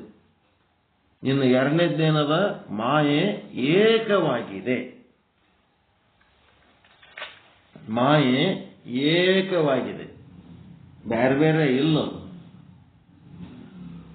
ನೆಲನೊಂದೇ ಒಲಗೇರಿ ಶಿವಾಲಯಕ್ಕೆ, ಜಲವೊಂದೇ ಶೌಚ ಆಚಮನಕ್ಕೆ ಅಂತೇಳಿ ಏನದ ಈ ಜಗತ್ತ ನಾವು ಬಳಸ್ಕೊಂಡು ಬದುಕ್ಲಕತ್ತೀವಲ್ಲ ಅದು ಒಂದೇ ರೀತಿ. ಭೂಮಿ ಏನು ಅಮೆರಿಕದವ್ರಿಗೆ ಬೇರೆ ಟೈಪ್ ಆಧಾರ ಕೊಟ್ಟದ, ಇಂಡಿಯಾದವ್ರಿಗೆ ಬೇರೆ ಟೈಪ್ ಆಧಾರ ಕೊಟ್ಟದ, ಪಾಕಿಸ್ತಾನದವ್ರಿಗೆ ಬೇರೆ ಬೇರೆ ಟೈಪ್ ಆಧಾರ ಕೊಟ್ಟದೇನ್ರಿ? ಎಲ್ಲರೂ ಭೂಮಿಯನ್ನು ಆಧರಿಸಿ ಬದುಕ್ಲಕತ್ತೀವಲ್ಲ, ಎಲ್ಲರಿಗೆ ಒಂದೇ ರೀತಿ ಆಧಾರ ಆದ ಇಲ್ಲ. ಎಲ್ಲರೂ ಒಂದೇ ರೀತಿ ನೀರು ಕುಡಿತೀವೇ ಇಲ್ಲ. ಎಲ್ಲರೂ ಒಂದೇ ರೀತಿ ಉಸಿರಾಡಿಸ್ತೀವೇ ಇಲ್ಲ. ಎಲ್ಲರೂ ಅಗ್ನಿ ಮೇಲೆ ಡಿಪೆಂಡ್ ಅದೀವೇ ಇಲ್ಲ. ಅಗ್ನಿ ಕಡಿಮೆ ಇತ್ತು ಅಂತಂದ್ರೆ ಜಡ್ಡಿಗೆ ಬೀಳ್ತೀವಿ. ಆಕಾಶ ಅಂತಂದ್ರೆ ಬಯಲಿನಲ್ಲೇ ನಮ್ಮ ವ್ಯವಹಾರ ನಡೆದದ. ಆಕಾಶ ಅನ್ನೋದು ಬಹಳ ಮುಖ್ಯ. ಆಕಾಶನ ಬರೀ ಮ್ಯಾಲ್ ನೋಡ್ತಿರ್ತೀವಿ. ಬಯಲು ಸ್ಪೇಸಿಗೆ ಆಕಾಶ ಅಂತಾರ. ಏನಾರೇ ಎಣ್ಣೆ ಪದಾರ್ಥ ಕರ್ದ ಪದಾರ್ಥ ತಿಂದಾಗ ನಿಮ್ಮ ಉಸಿರು ಒಳಗೆ ಶ್ವಾಸಕೋಶ ಹರಿದಾಡಾಗ ಅಲ್ಲಿ ಏನಾರ ಕಫ ಸುಂಬಳ ತುಂಬುಕೊತ್ತಂದ್ರೆ ಉಸಿರಾಡಿಸ್ಲಕ್ ಬರ್ಲಾರ್ದಂಗ ಆಗ್ತದ. ಆಕಾಶದ ಮಹತ್ವ ಬಹಳ ಮುಖ್ಯ ಅದ. ನಿಮ್ಮ ಒಳಗಿನ ಆಕಾಶ ಹೊರಗಿನ ಆಕಾಶ ಅಂತ ಅದಾವಿಲ್ಲ.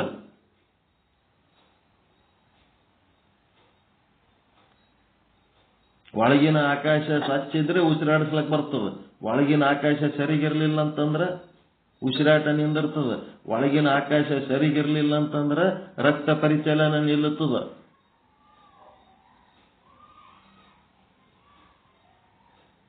ಆಕಾಶ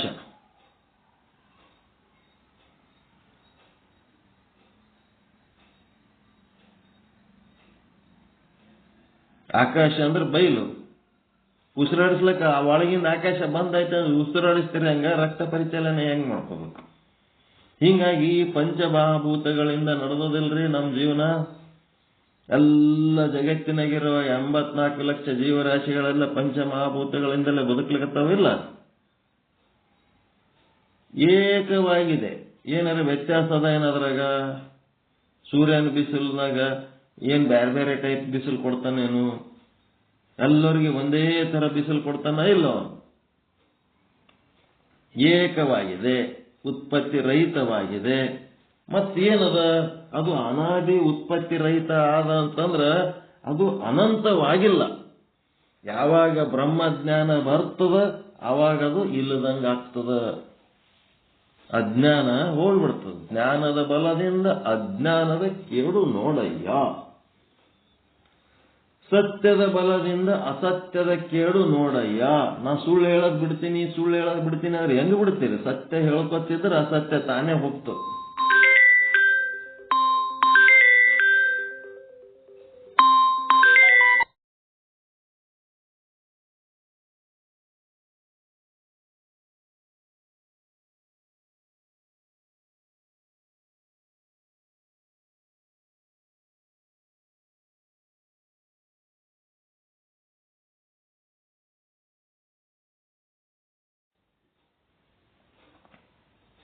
ಸತ್ಯದ ಬಲದಿಂದ ಅಸತ್ಯದ ಕೇಡು ನೋಡಯ್ಯ ಅಂದ್ರೆ ಅಸತ್ಯ ಬಿಡ್ಬೇಕಾದ್ರ ಅದೇನ್ ಬಿಡ್ಲಕ್ಕೆ ಏನು ಕೈಯಾಗ ಏನಾರ ಸಿಗ್ತದೇನು? ಬೆಕ್ಕ ನಾಯಿಗತ್ಲೆ ಹಗ್ಗ ಕಟ್ಟಿ ಒಯ್ದು ಎಲ್ಲರೂ ಬಿಡ್ಲಕ್. ಸತ್ಯ ಹೇಳ್ಕೊತಿದ್ರೆ ಅಸತ್ಯ ತಾನೇ ಹೋಗ್ತದೆ. ಅಜ್ಞಾನ, ಭೇದ ಭಾವ, ರಾಗ ದ್ವೇಷ, ಅನುಕೂಲ ಪ್ರತಿಕೂಲ, ಪಾಪ ಪುಣ್ಯ ಇವೆಲ್ಲ ಬಿಡ್ಬೇಕಾದ್ರೆ ಏನ್ ಮಾಡ್ಬೇಕು? ಅಭೇದ ತಾಳ್ಬೇಕು. ಅಭೇದ ಭಾವ ತಾಳುವಂತ ಪ್ರಾಕ್ಟೀಸ್ ಮಾಡ್ಬೇಕು. ಭೇದ ಭಾವ ಬಿಟ್ಟು ಅಭೇದ ಆದ್ರಿ ಅಂತಂದ್ರೆ ಜ್ಞಾನದ ಬಲದಿಂದ ಅಜ್ಞಾನದ ಕೇಡು ನೋಡಯ್ಯ.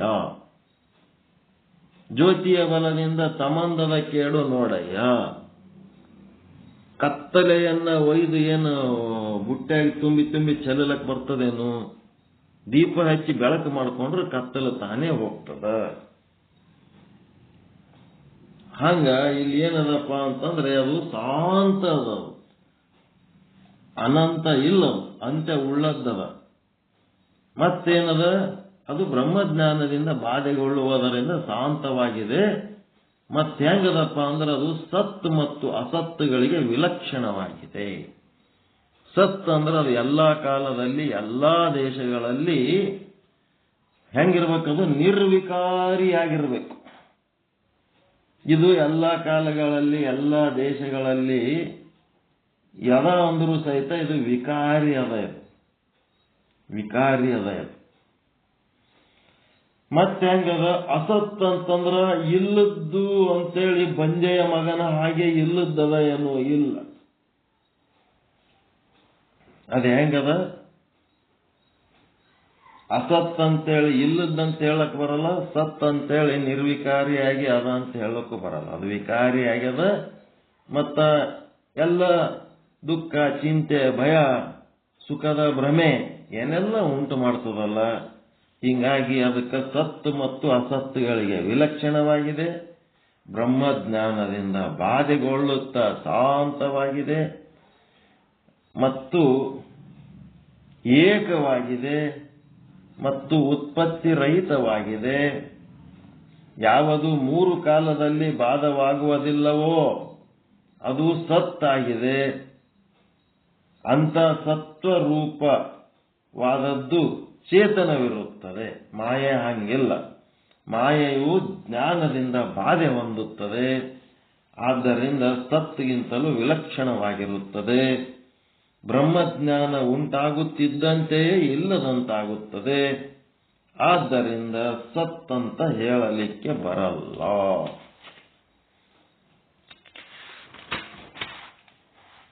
ಯಾವುದು ಮೂರು ಕಾಲದಲ್ಲಿ ಪ್ರತೀತಿಯಾಗುವುದಿಲ್ಲವೋ ಅದು ಎಂಥದ್ದು? ಶಶಶೃಂಗ. ಶಶಶೃಂಗ ಅಂದ್ರೆ ಶಶ ಅಂದ್ರೆ ಮೊಲ, ಮೊಲದ ಕೋಡು. ಎರಡನೇದು ವಂದ್ಯಾಪುತ್ರ ಅಂದ್ರೆ ಬಂಜೆಯ ಮಗ. ಮೂರನೇದು ಗಗನ ಕುಸುಮ. ಮೊದಲಾದವುಗಳನ್ನು ಅಸತ್ತೆಂದು ಹೇಳಲ್ಪಡುತ್ತದೆ. ಮಾಯೆಯನ್ನು ಅಸತ್ತಂತ ಹೇಳಲಿಕ್ಕೆ ಬರಲ್ಲ. ಕಾರಣ ಅದು ಜ್ಞಾನಕ್ಕಿಂತ ಪೂರ್ವದಲ್ಲಿ ಮಾಯೆ ಮತ್ತು ಅದರ ಕಾರ್ಯವು ತೋರುತ್ತದೆ. ನಮಗ ಜ್ಞಾನ ಆಗೋದಕ್ಕಿಂತ ಮೊದಲು, ಜ್ಞಾನ ಆದ್ಮೇಲೆ ಅದು ಇಲ್ಲದಂಗಾಗ್ತದ. ಆದ್ರೆ ಜ್ಞಾನ ಆಗೋದಕ್ಕಿಂತ ಮೊದಲೇ ಯಾವ ಸ್ಥಿತಿ ಒಳಗಿರ್ತೀವಿ ನಾವು? ಜ್ಞಾನಿ ಆಗೋದಕ್ಕಿಂತ ಮೊದಲು ಯಾವ ಸ್ಥಿತಿ ಒಳಗಿರ್ತೀವಿ ನಾವು? ಅಜ್ಞಾನ ಸ್ಥಿತಿ. ಅಜ್ಞಾನ ಕಾಲದಲ್ಲಿ ನಮಗೇನ್ ಮಾಡ್ತದ? ಅದು ನಾಮರೂಪ ಎಲ್ಲ ತೋರ್ತದ. ಈ ಶಶಶೃಂಗ, ವಂದ್ಯಪುತ್ರ, ಗಗನ ಕುಸುಮದ ಗತ್ಲೆ ಇಲ್ಲ ನಂಗಿಲ್ಲ, ಅದು ಸತ್ಯವಾಗಿ ತೋರ್ತದ ನಮಗ. ಹೀಗಾಗಿ ಅದನ್ನ ನಾವು ಏನಂತಂದ್ರೆ ಅಸತ್ ಅಂತ ಹೇಳಲಿಕ್ಕೆ ಬರುವುದಿಲ್ಲ. ಎಂದೂ ಎಲ್ಲೂ ತೋರದಂತಿದ್ದರೆ ಅದಕ್ಕೆ ಅಸತ್ ಅಂತ ಹೇಳಬಹುದು. ನಮಗೆ ಅಜ್ಞಾನ ಕಾಲದಲ್ಲಿ ಅದು ಸತ್ಯವಾಗಿ ತೋರುತ್ತಿರುವ ಕಾರಣ ಅದಕ್ಕೆ ನಾವು ಅಸತ್ ಅಂತ ಹೇಳಲಿಕ್ಕೆ ಬರಲ್ಲ. ಈ ರೀತಿ ಜ್ಞಾನ ಪೂರ್ವದಲ್ಲಿ ತೋರುತ್ತಿರುವ ಕಾರಣ ಅದನ್ನು ಅಸತ್ ಅಂತ ಹೇಳಲಿಕ್ಕೆ ಬರಲ್ಲ. ಜ್ಞಾನ ನಂತರದಲ್ಲಿ ಅದು ಏನಾಗ್ಲಿಕ್ಕತ್ತದ? ಶಾಂತವಾಗುವ ಕಾರಣ ಅದನ್ನ ಸತ್ ಅಂತ ಹೇಳಲಿಕ್ಕೆ ಬರುವಲ್ಲ. ಹೆಂಗದ ಇದು ವಾಕ್ಯ? ಜ್ಞಾನ ಪೂರ್ವದಲ್ಲಿ ಅದು ನಾಮ ರೂಪ ಕ್ರಿಯೆಗಳ ಮೂಲಕ ತೋರುತ್ತಿರುವ ಕಾರಣ ಅದು ತೋರ್ತದೆ. ತೋರುವ ಕಾರಣ ಅದಕ್ಕೇನನ್ಬೇಕು? ಅಸತ್ ಅಂತ ಹೇಳಲಿಕ್ಕೆ ಬರುವಲ್ಲ. ಈ ಮಲದ ಕೋಡು ಜ್ಞಾನ ಪೂರ್ವ ಕಾಲದಲ್ಲೂ ತೋರಂಗಿಲ್ಲ, ಜ್ಞಾನ ನಂತರದಲ್ಲೂ ತೋರಂಗಿಲ್ಲ. ಅಂಥದಕ್ಕೆ ಅಸತ್ ಅಂತಾರೆ. ಇಲ್ಲಿ ಜ್ಞಾನ ಪೂರ್ವದಲ್ಲಿ ಕಾಲದಲ್ಲಿ ತೋರುತ್ತಿರುವ ಕಾರಣ ಅದು ಅಸತ್ ಅಂತ ಹೇಳಲಿಕ್ಕೆ ಬರಲ್ಲ. ಮತ್ತು ಜ್ಞಾನ ನಂತರದಲ್ಲಿ ಅದು ಇಲ್ಲದಂತಾಗುವ ಕಾರಣ ಅದನ್ನು ಸತ್ ಅಂತ ಹೇಳಲಿಕ್ಕೆ ಬರಲ್ಲ.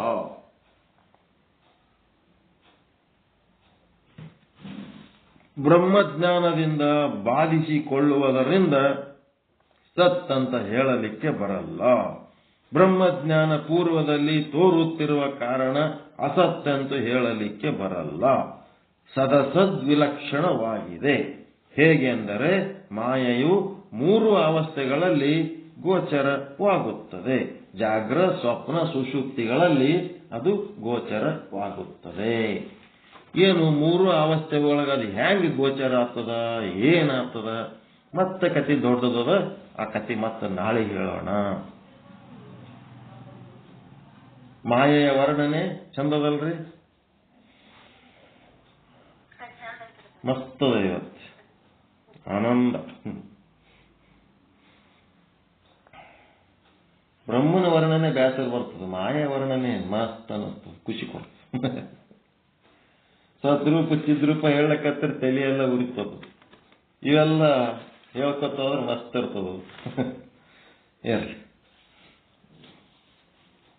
ಅದಕ್ಕೆ ಸತ್ ಅಂತ ಯಾಕೆ ಅನ್ಲಕ್ ಬರಲ್ಲ, ಅಸತ್ ಅಂತ ಯಾಕೆ ಅನ್ಲಕ್ ಬರಲ್ಲ ಅಂತಂದ್ರೆ, ಅದಕ್ಕೆ ಸತ್ ಅನ್ಬೇಕಾದ್ರ ಎಲ್ಲ ಕಾಲದಲ್ಲಿ ತೋರ್ಬೇಕು.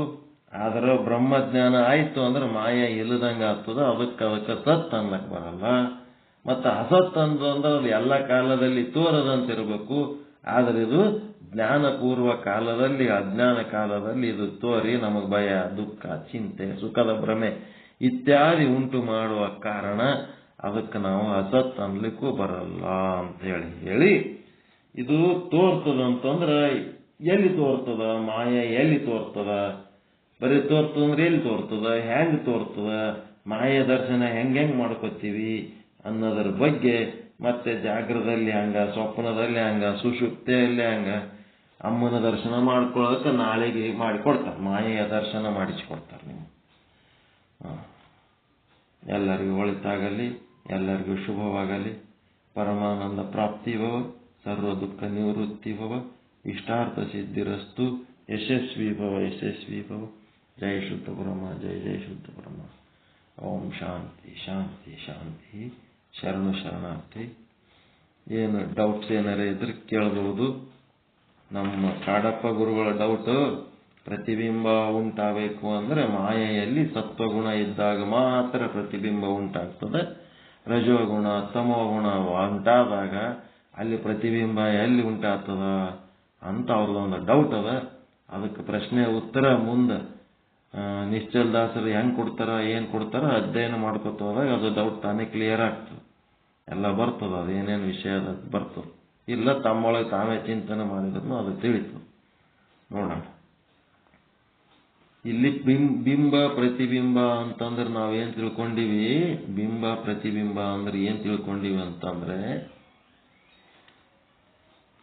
ಅದು ನೀರು ಅಂತ ತಿಳ್ಕೊಂಡು ಅದು ಸ್ವಚ್ಛ ಇದ್ರೆ ಪ್ರತಿಬಿಂಬ, ಸ್ವಚ್ಛ ಇಲ್ಲ ಅಂದ್ರೆ ಪ್ರತಿಬಿಂಬ ಉಂಟಾಗಲ್ಲ ಅಂತ ಹಿಂಗ ನಾವು ಏನ್ ಮಾಡ್ಬಿಟ್ಟಿವಿ, ಹಂಗೆ ತಿಳ್ಕೊಂಡಿವಿ. ಅದು ಹಂಗಲ್ಲ. ನಾವು ರಜೋಗುಣಿಗಳಾದಾಗ, ನಾವು ತಮೋಗುಣಿಗಳಾದಾಗ ಬ್ರಹ್ಮನ ವಿಷಯ ಸರಿಯಾಗಿ ಅರ್ಥ ಆಗಂಗಿಲ್ಲ. ನಾವು ರಜೋಗುಣ ತಮೋಗುಣದಿಂದ ಮುಕ್ತವಾಗಿ ನಾವು ಸತ್ವಗುಣದೊಳಗೆ ಇದ್ದಾಗ ಮಾತ್ರ ಆ ಬ್ರಹ್ಮನ ಜ್ಞಾನ ಸ್ಪಷ್ಟವಾಗಿ ನಮಗೆ ಅರ್ಥ ಆಗ್ತದ ಅಂತ ಇಷ್ಟು ನನಗೆ ತಿಳಿದಿದ್ದೀರಿ. ಇದು ಬಿಂಬ ಪ್ರತಿಬಿಂಬ ಅಂತಂದ್ರೇನು ಶಬ್ದ ಮತ್ತು ಅರ್ಥ. ಶಬ್ದ ಏನು ಗುರುವಾಕ್ಯ, ಅದು ಅರ್ಥ ಆಗ್ಬೇಕಾದ್ರೆ ಸತ್ವಗುಣಿಯಾಗಿದ್ರೆ ಅರ್ಥ ಆಗ್ತದೆ. ರಜೋಗುಣ ತಮೋಗುಣಿ ಆದ್ರೆ ಅದು ಅರ್ಥ ಆಗಂಗಿಲ್ಲ. ಅವು ರಜೋಗುಣಗಳು ತಮೋಗುಣಗಳು ಯಾವುವು ಅಂತೇಳಿ ರಾತ್ರಿ ಪಾಠದೊಳಗೆ ಹೇಳಿವಲ್ಲ, ಆ ಗುಣಗಳು ಇದ್ದು ಅಂತಂದ್ರೆ ಇದು ಅರ್ಥ ಆಗಂಗಿಲ್ಲ ಅಂತೇಳಿ ನನಗೆ ತಿಳಿದದ್ದು ಇಷ್ಟು. ಮತ್ತೆ ಇನ್ನ ಹೆಚ್ಚಿನ ಸಂಶೋಧನೆಗೆ ಮತ್ತೆ ನಿಶ್ಚಲ್ ದಾಸರ ಸಂಗಟೆ ಹೋಗ್ಬೇಕು ನಾವು. ಈ ಮಾತು ನಿಮಗೆ ತೃಪ್ತಿ ಕೊಟ್ಟಿದ್ರೆ ಸರಿ, ತೃಪ್ತಿ ಕೊಟ್ಟಿಲ್ಲ ಅಂತಂದ್ರೆ ಸಂಶೋಧನೆ ಮಾಡ್ಬೇಕು ಅದಕ್ಕೆ ಮತ್ತೆ ಮುಂದೆ ಹಂಗೆ. ಆಯ್ತು. ಮತ್ತೆ ಏನ್ರಿ ನಿಮಗೆ ಬರೋಬರೇ ಅದ, ಅವ್ರಿಗೆ ಬರೋಬರೇ ಹೋಗಲ್ಲ. ಡೌಟ್ ಯಾರಿಗೆ ಕ್ರಿಯೇಟ್ ಆಗ್ಯದ ಅವರಿಗೆ ಬರೋಬರೇ ಹೋಗ್ತಾರೆ. ಈಗ ಸತ್ವ ರಜ ತಮ ಅಂತಂದ್ರೆ ನಮ್ಮ ಅಂತಃಕರಣದ ಸ್ಥಿತಿಗಳು. ನಾವು ಸತ್ವಗುಣಿಗಳಾದಾಗ ಬ್ರಹ್ಮಜ್ಞಾನ ಚಂದ ತಿಳಿಯಾಗಿ ಅರ್ಥ ಆಗ್ತದೆ. ನಮ್ಮೊಳಗೆ ರಜೋಗುಣ ತಮೋಗುಣಗಳು ಉಂಟಾದಾಗ ಅದರ ಅರ್ಥ ಆಗದೇ ಪ್ರತಿಬಿಂಬ. ಮತ್ತೆ ನಾವು ಶಬ್ದ ಅದು ಧ್ವನಿ ಪ್ರತಿಧ್ವನಿ. ಧ್ವನಿ ಅಂತಂದ್ರೆ ಗುರುವಾಕ್ಯ, ಅದು ಪ್ರತಿಧ್ವನಿ ಆಗೋದಂದ್ರೆ ಒಳಗೆ ಅರ್ಥ ಮಾಡ್ಕೊಳ್ಳೋದೇ ಪ್ರತಿಧ್ವನಿ. ಒಳಗ ರಜೋಗುಣ ತಮೋಗುಣಗಳು ತುಂಬಿದಾಗ ಎಲ್ಲಿ ಪ್ರತಿಧ್ವನಿ ಆಗ್ತದ? ಪ್ರತಿಧ್ವನಿ ಆದಾಗ ಅರ್ಥ ಆಗ್ತದ ಅನ್ನೋದು ನನಗೆ ಇಷ್ಟು ತಿಳಿದದ. ಮತ್ತು ಮುಂದಿಂದ ಇನ್ನ ಏನ್ ಡೌಟ್ಸ್ ಅದಾವ ಆಮೇಲೆ ನೋಡೋಣ. ಮತ್ತಿನ್ಯಾರು ಏನ್ ಕೇಳೋದು ಏನಾರ ಇದ್ರೆ ಹೇಳೋದಿದ್ರೆ ಮಾಡ್ರಿ.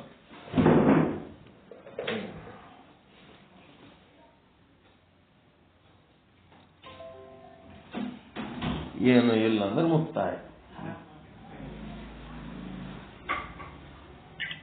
ಮತ್ತೆ ಯಾರು ಮಾತಾಡ್ತಿದ್ರು ಮಾತಾಡ್ರಿ, ಅವಕಾಶ ಅದ. ಇವತ್ತ ಖಾಲಿ ಅದಿರಿ. ಏನ್ ಹಬ್ಬ ಮಾಡ್ಲಕ್ ಹೋಗ್ತೀರ? ಬಣ್ಣ ಹೊಡ್ಕೊಳಕ್ ಮತ್ತಿನ್ಯಾರು ಮಾಡ್ತಿದ್ರೆ ಪಾಠ ಮಾಡ್ತಿದ್ರೆ ಹೇಳ್ತಿದ್ರೆ ಹೇಳ್ಬೋದು. ಇವತ್ತು ಖಾಲಿನೇ ಇದೀವಿ, ಎಲ್ಲ ಟೈಮ್ ಆಗ್ಯದ ಬೇಡ ಅಂದ್ರೆ ಮುಗಿಸ್ಬಿಡ್ರಿ.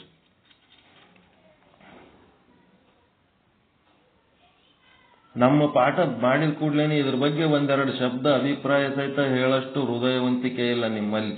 ಯಾರು ಮಾತಾಡಲ್ಲ ಅದಕ್ಕೆ ಸಂಬಂಧಪಟ್ಟಂತೆ. ಬರೇ ಮಾಯೆಯ ಒಂದು ವರ್ಣನೆಯನ್ನು ಮಾಡ್ತಾ ಮಾಯೆ ಉತ್ಪತ್ತಿ ಆಗುದಿಲ್ಲ. ಯಾಕಂದ್ರೆ ಜಗತ್ತು ಸೃಷ್ಟಿ, ಈ ಮಾಯೆ ಜೀವನಿಂದಾಗಲಿ ಈಶ್ವರನಿಂದಾಗಲಿ ಗೊತ್ತಿಲ್ಲ. ಇದು ನಿಷ್ಕ್ರಿಯವಾಗೈತಿ, ಅಸಂಗವಾಗೈತಿ. ಆದ್ದರಿಂದ ಮಾಯೆಯ ಉತ್ಪತ್ತಿಗೆ ಜವಾಬ್ದಾರಿ ಅಲ್ಲ. ಮಾಯೆ ಅನಾದಿಯಾಗೈತಿ, ಅದು ಆದಿ ಆಗೈತಿ. ಮಾಯೆ ಏಕವಾಗೈತಿ. ಅದು ಬ್ರಹ್ಮಜ್ಞಾನದಿಂದ ಬಾಧವಂತರಿಂದ ಅದು ಶಾಂತವಾಗೈತಿ. ಸತ್ಗೂ ಅಸತ್ಗೂ ವಿಲಕ್ಷಣವಾಗೈತಿ. ಸತ್ ಯಾಕಲ್ಲ ಅಂತಂದ್ರ ಅದು ಜ್ಞಾನಕ್ಕಿಂತ ಪೂರ್ವದ ಅಜ್ಞಾನದಲ್ಲಿ ನಾಮರೂಪಾತ್ಮಕ ಕ್ರಿಯೆಗಳಲ್ಲಿ ಸತ್ಯವಾಗಿ ತೋರ್ತೈತಿ. ಅದಕ್ಕೆ ಅಸತ್ ಅಂತ ಹೇಳಕ್ ಬರುದಿಲ್ಲ. ಮತ್ತ ಎಲ್ಲೂ ಇಲ್ಲದಕ್ಕ ಅಸತ್ ಅಂತ ಹೇಳ್ತಾರೆ. ಆದ್ರೆ ಇದು ಜ್ಞಾನಕ್ಕಿಂತ ಪೂರ್ವದಲ್ಲಿ ಜ್ಞಾನ ಕಾಲದಲ್ಲಿ ನಾಮರೂಪ ಕ್ರಿಯೆಗಳಿಂದ ಸತ್ಯವಾಗಿ ತೋರ್ತೈತಿ. ಆದ್ರೆ ಜ್ಞಾನವಾದಾಗ ಅದು ಬಾಧಿಸ್ಕೊಂಡು ಹೋಗ್ತೈತಿ. ಈ ಜ್ಞಾನದಿಂದ ಬಾಧಿಸಿಕೊಳ್ಳೋದ್ರಿಂದ ಅದು ಸತ್ ಅಂತ ಹೇಳಕ್ ಬರುದಿಲ್ಲ. ಮಾಯಾ ಕಾಲದಲ್ಲಿ ಯಾವುದು ಜಾಗ್ರ, ಭೂತ, ಭವಿಷ್ಯತ್ ಮತ್ತು ವರ್ತಮಾನ ಕಾಲದೊಳಗ ನಾಶವಾಗದೆ ಇರುವುದಕ್ಕ ಮಾತ್ರ ಸತ್ ಅಂತ ಹೇಳ್ತಾರಂತ. ಮೂರು ಕಾಲದಲ್ಲಿ ಯಾವ್ದು ನಾಶ ಆಗುದಿಲ್ಲ, ಯಾವಾಗಲೂ ಇರುತ್ತೋ ಅದಕ್ಕೆ ಸತ್ ಅಂತಾರೆ. ಇದು ಜ್ಞಾನದಿಂದ ಮಾಯೆ ಭಾಷಿಕೊಂಡು ಹೋಗೋದ್ರಿಂದ ಅದಕ್ಕೆ ಸತ್ ಅನ್ನೋದು ಬರುದಿಲ್ಲ. ಹಿಂಗ ಮಾಯೆ ಸತ್ಗೂ ಅಸತ್ಗೂ ವಿಲಕ್ಷಣವಾಗೈತಿ. ಈ ಒಂದು ಲಕ್ಷಣಗಳ ಮಾಯೆಯ ಲಕ್ಷಣಗಳನ್ನ ಇವತ್ತು ಗುರುಗಳು ತಿಳಿಸ್ತಾರೆ.